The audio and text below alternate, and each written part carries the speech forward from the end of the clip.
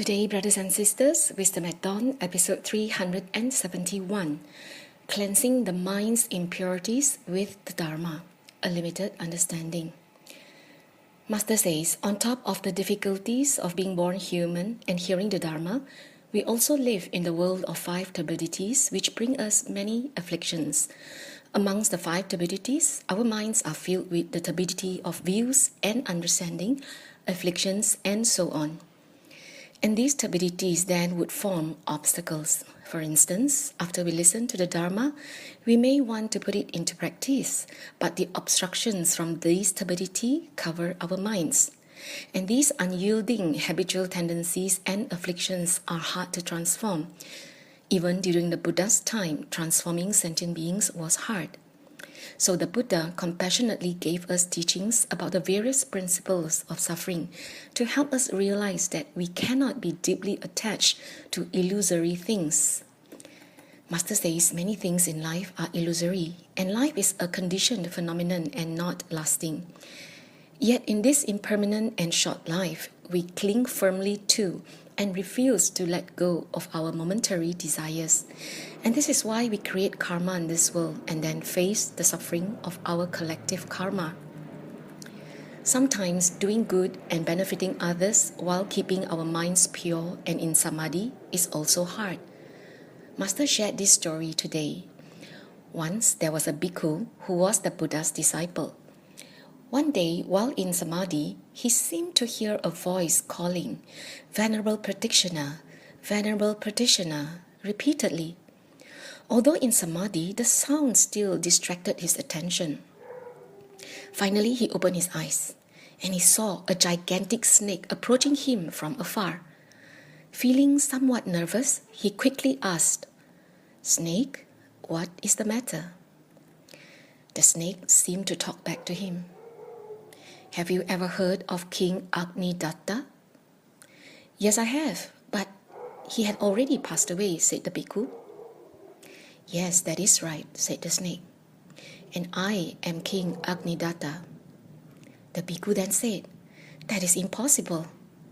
The king had faith in the Buddha and made offerings to the Buddha and the Sangha. How could he possibly be reborn as a python?" Then the snake said, "It is true that I had faith in the Buddha, and I made offerings to the Buddha and the Sangha until I became severely ill. And right before I passed away, my servant, who was fanning me, accidentally dropped the fan onto my face. And in that moment, I became very angry. And in my anger, I swallowed my last breath and passed away. The next instant, I took the form of a python." Upon hearing this, the bhikkhu said, regrettably, though you made offerings and did good deeds, you did not listen to the Dharma. If you had listened to the Dharma, you would not have ended up like this." The bhikkhu then went on to expound the Four Noble Truths to the snake and explained these teachings in detail. Afterwards, the snake left joyfully. A month later, at the monastery, all of a sudden, a gust of fragrant wind blew in and flowers fell from the sky. A heavenly being came before the Buddha and the bhikkhus and prostrated himself in front of them. He then said, "I am grateful for the bhikkhu who shared the Buddha Dharma with me and liberated me from the form of a python. I was reborn in heaven, and I come here to thank you and the bhikkhu." This was something that happened in the Buddha's lifetime. So, human form is hard to attain, but falling into an animal form is very easy. Before passing away, just one angry thought in response to external conditions turned him into a snake. Therefore, we must always be mindful because turbidities and obstructions constantly cover our minds. Even if we have formed aspirations, if we do not take the Dharma to heart, even as we create blessings, we will also create afflictions. So those with these unyielding afflictions are the most difficult to transform.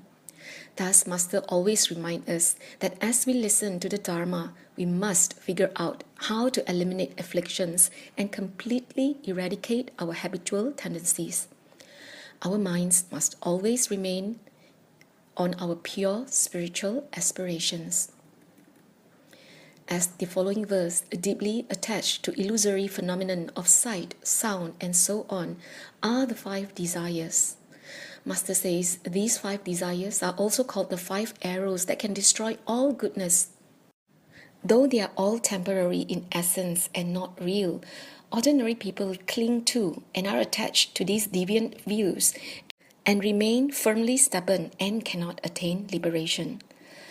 Flatterers whose hearts are not straightforward diverge from the truth. They say things that please others to gain benefits. Thus, they are called deceptors. Attached to the unreal, they violate precepts. And these people are looked down by others.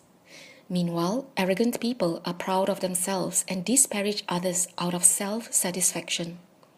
Master says this self-satisfaction is harmful as they cling to the inflated belief that they are better than others. There is truly nothing lovable about arrogant people. These people will not be respected.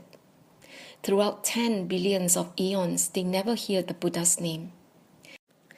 Time and space are like a long river that keeps flowing by, immersed in cyclic existence in the 6th realm. And they rarely encounter Buddhas, so how could they hear the Buddha Dharma? It is truly rare to encounter Buddhas, and rarer still to hear the Buddha Dharma. Thus, we must truly be grateful to be born as humans, to meet the Dharma, and to be able to accept it with faith in this long time and space. So have we taken the Dharma to heart? If not, then it is as if we have not heard it at all. Master says only by taking the Dharma to heart can we use these teachings to transform our minds and pass on to others to benefit them. So therefore, be mindful always. Cảm ơn for listening in, brothers and sisters. May wisdom and inspiration be with all always.